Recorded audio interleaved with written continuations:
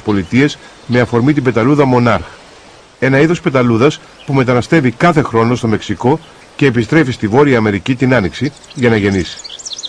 Ένας νεαρός εντομολόγος στο Πανεπιστήμιο του Κορνέλ έκανε ένα πείραμα. Έβαλε στα μισά φύλλα του φυτού που προτιμάει η πεταλούδα για να γεννήσει τα αυγά της κανονικό καλαμπόκι. Στα άλλα μισά φύλλα έβαλε μεταλλαγμένο καλαμπόκι. Τα πειράματα επιβεβαίωσαν τις ανησυχίες των οικολόγων. Δείξαν ότι η πεταλούδα τύπου Monarch, χωρίς τη επαφή με την γύρι καλαμποκιού, το οποίο έχει αυτού του είδους τη μετάλλαξη, δηλαδή να παράγει το δικό του ντομοκτόνο, καταστρέφονται. Where have all the monarchs gone? Died because of genetic crops. When will they ever learn? Τα αποτελέσματα της έρευνας δημοσιεύτηκαν στο έγκυρο περιοδικό Nature και η διαμάχη γύρω από τα μεταλλαγμένα πήρε διαστάσεις πολεμικής. Η οργάνωση Greenpeace έκανε τεστ στις τροφές για να διαπιστώσει πόσες περιείχαν μεταλλαγμένα. Βρήκε ότι προϊόντα ευρείας κατανάλωσης που παράγουν μεγάλες εταιρείες όπως η Kraft ή η Kellogg's περιείχαν μεταλλαγμένη σόγια και καλαμπόκι. Το ίδιο και οι βρεφικές τροφές Kerber. Και ξεκίνησε εκδηλώσεις διαμαρτυρίας. Is Mr. Gutierrez in today? I understand. We really just want to take a minute with someone. Anyone I who's the executive officer. understand, but you need to have an appointment. We'll be glad to take care of you. I see. Okay. What have you done to my cereal? They're fake! Sir, you can't say that. See, this is Frank and Tony. He's Well, I very understand. upset Hold on because one he's second. genetically Hold on one modified. But I'll ask you guys to wait out here, and I'll send somebody down for you, all right? Please, please. What have you done to my cereal? They're fake! When I eat a tomato, I don't want to eat something that has fish genes in it. When I eat a potato, I don't want to eat something that every cell of the potato is also a pesticide. If this is going to kill the potato beetle, I'd just as soon leave it alone. I was a little disappointed we didn't get to talk to anybody in the executive suite. It's been nice to be able to let them see what they've done to me and what kind of a monster they've turned Tony into. Call Bill Duggan, tell him they're over here at Cereal City and we got the police over here. This is a city sidewalk. I need your driver's license, sir. Greenpeace is here to send a clear message to the Kellogg's Corporation that we need pure food. We need pure food in our breakfast tables. We need pure food for our children. Stop the use of genetically modified organisms. Οι μεταλλαγμένες τροφές είναι όπως το τζίνι. Αν βγουν έξω από το μπουκάλι, δεν θέλουν να γυρίσουν πίσω. Μετά τον θόρυβο για τις παιδικές τροφές, η εταιρεία Kerber ανακοίνωσε ότι τα προϊόντα της θα είναι απαλλαγμένα από μεταλλαγμένα. Προς έκπληξή της ανακάλυψε καιρό αργότερα ότι αυτό ήταν αδύνατο. Μετά από 7 χρόνια παραγωγής και επεξεργασίας, τα μεταλλαγμένα έχουν απλωθεί σε όλη την αμερικανική τροφική αλυσίδα.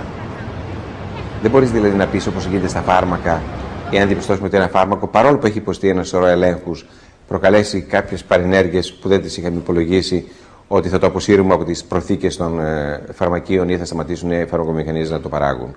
Εδώ είναι μια ιστορία που έτσι και έχεις απελευθερώσει ένα μεταλλαγμένο στο φυτό ή ζώο στο περιβάλλον, δεν μπορείς να το πάρεις πίσω. Now they say it's too late. We've already contaminated the American fields. Really, it's outrageous. So we now have genes that are crossing from genetically modified fruit crops to the neighboring farms. Organic foods are now being contaminated. Conventional crops. So when the farmer shows up at the processor with a conventional crop, because you'll get more money selling that to Europe, or an organic crop, because American consumers want organic, they test it, they find out it's contaminated with genes from the modified genetic crops. Who pays for all that loss? Who pays for the liability?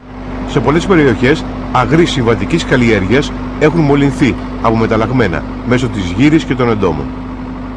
Let me tell the public in Greece, the reinsurance and insurance industry is only handling short-term negligence and one-year crop damage. They will not handle long-term catastrophic losses from gene spread. What if a gene spreads to a wild relative and you have weeds picking up herbicide tolerance and pest resistance and viral resistance? You can't get rid of them. The insurance industry says we won't insure because there's no way to judge the risk because there's no science of risk assessment. My feeling is if the insurance industry won't take a bet on this in the marketplace, why should we? Think about grafting a bud from a pear tree onto an apple tree. We do that. We've been doing that for centuries. We're genetically engineering. We're crossing the genes of two different plants in a way that God never intended. But it works. And Europe grafted its grapevines a century ago onto American grape roots because of a disease problem. Genetic engineering. It solved a major problem.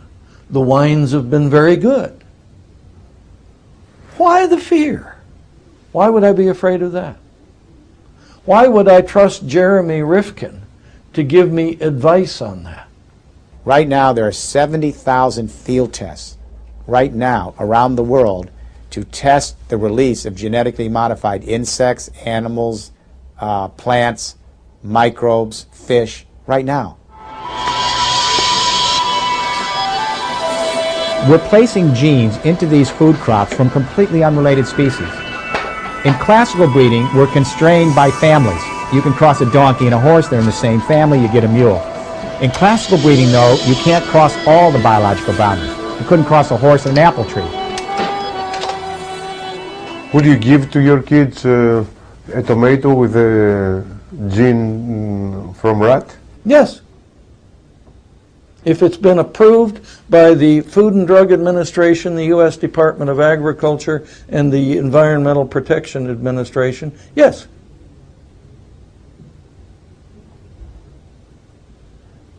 If it's been approved by the British Food Standards Authority, yes. I'm not sure I trust, I'm afraid some of your other food agencies in Europe are more politicized. But the Americans and the British, yes, I trust. Όπως βλέπετε, η διαμάχη έχει και πολιτικές προεκτάσεις. Θα τις δούμε αμέσως μετά. Και βεβαίως αμέσως μετά θα δούμε τη νέα μεγάλη κατηγορία μεταλλαγμένων οργανισμών. Τα μεταλλαγμένα ζώα. Θα ταξιδέψουμε στον Καναδά, σε ένα ηχθειοτροφείο που παράγει γενετικά τροποποιημένους σολομούς.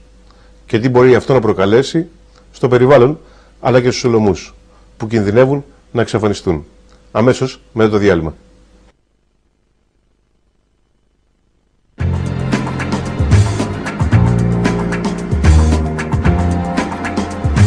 Η επόμενη γενιά μεταλλαγμένης τροφής είναι τα ζώα. Σε αυτό το ηχθειοτροφείο στον Καναδά ετοιμάζουν ένα καινούριο προϊόν. Μεταλλαγμένο σολομό. Ο συμβατικός σολομός δεν μεγαλώνει το χειμώνα. Στο μεταλλαγμένο έχει προσθεθεί ένα γονίδιο από ένα άλλο ψάρι του ωκεανού. Έτσι ο τροποποιημένος αυξάνεται και το χειμώνα, μεγαλώνοντας 4 φορές πιο γρήγορα από τον κανονικό. They try to be as secretive as they can about it. These super salmon are scary. They're putting these animals in aquaculture farms that are in many instances adjacent to the ocean or the sea. Fish, again, is a particularly dangerous animal to experiment with because escapes from salmon farms take place on a regular basis. Again, it's exactly the same principle as applies with crops. Once they're out there, you can't bring them back. Once those get out into the wide population, the potential consequences on the balance there, the ecological balance on the food chain in the wider population are disastrous. And if they escape? In the wild, I'm not sure that genetically modified salmon would have an advantage because his food isn't going to be delivered in the wild. He's got to find it.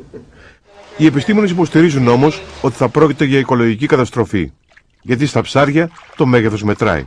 Τα θηλυκά ψάρια προτιμούν τα μεγάλα αρσενικά επειδή εξασφαλίζουν ισχυρότερο προστάτη και καλύτερους απογόνους. Υπολογίζεται ότι ένα αρσενικό ψάρι 25% μεγαλύτερο σε μέγεθος από ένα άλλο ζευγαρώνει 400 φορές παραπάνω. Υπολογίζεται ότι αν αφαιθεί ένας σολομός σε ένα πληθυσμό 100.000 γηγενών σολομών, δηλαδή ένας μεταλλαγμένος σε 100.000 ηθαγενείς, ας πούμε, σε 16 γενιές θα έχει καταλάβει το 50% της αποικίας. Δηλαδή θα έχουν γίνει 50.000, οι 50.000 σολομοί θα είναι οι μεταλλαγμένοι. Μετά από ορισμένες ακόμη γενιές, οι μεταλλαγμένοι σολομοί θα υπερτερήσουν τόσο πολύ, ώστε η αναπαραγωγή των συμβατικών θα σταματήσει πλήρως. Οι μόνοι απόγονοι θα είναι μεταλλαγμένοι, οι οποίοι ίσως δεν θα μπορέσουν να επιβιώσουν. Σε 20-30 γενιές, ο σολομός ίσως εξαφανιστεί. Και αυτή τη φορά, αντίθετα με τους αγρούς, ο ωκεανός δεν μπορεί να αποτρέψει την επιμόλυνση. Αντίθετα, θα μεταφέρει παντού το γενετικά τροποποιημένο σολομό.